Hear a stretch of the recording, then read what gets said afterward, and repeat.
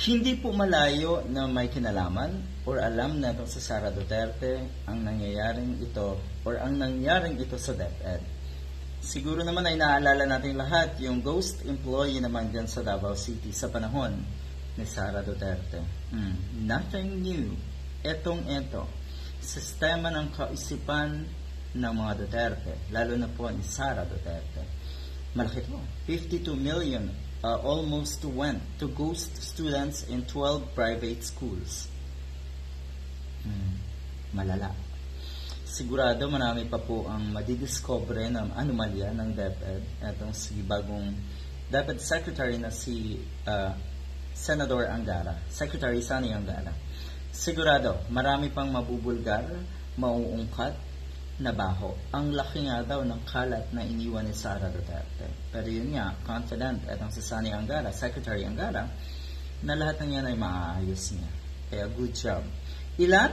Or magkano ito? 52 million. Almost went to ghost students in private school. Ito ay sa panunungkulan ni Sara Duterte. Ayan. Anong sabi? Dahil daw ito sa kapabayaan nga na itong si Sara Duterte.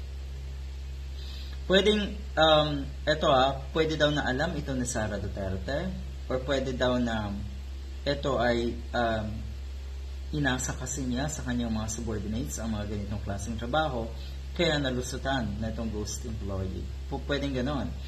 Pero ang nakikinikinita ng mga kababayan natin, siguradong alam to ni Sara Duterte. Bilang leader kasi, siguradong alam mo dapat ang mga nangyayari sa mga subordinates mo. Alam mo dapat ang nangyayari sa buong ahensya. Kapabayaan, muntik nang mabudol na naman daw ang gobyerno ng 52.5 million dahil nga dito sa mga ghost employees na ito. But whatever it is, she is liable for this mess because of command and responsibility. You see? Tapos ano nga ulit? Sinisiraan, paninira, political harassment, panggigipit kay Sara Duterte dahil gusto daw or tatakbo nga daw na presidente sa 2028. Yun na nga po ang punto. Gusto niya, may ambisyon siyang tumakbo.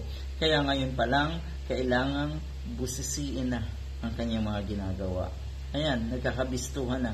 Lahat ng baho, lalabas yan bago pa man din magdeklara ng kandidatura etong sa Sara Duterte. Nasa sa atin na po yan ang mga kababayan ko, kung tayo ay patuloy na magpapabudol sa mga Duterte, lahat tayo kawawa.